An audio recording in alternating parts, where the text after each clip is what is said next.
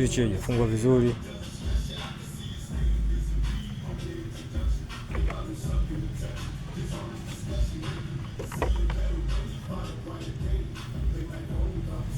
Yaani Awilo mimi nakusubiria siku utakaye kuja kufunga wewe mwenyewe hiyo. Ile funga hapa. Yaani huu mfumo huu kila mtu anaweka peke yake. Yaani anakaba peke yake, anasuka huo mfumo. Sasa wewe jichanganye zani kama siku zote utafanya na wenzio. Oh.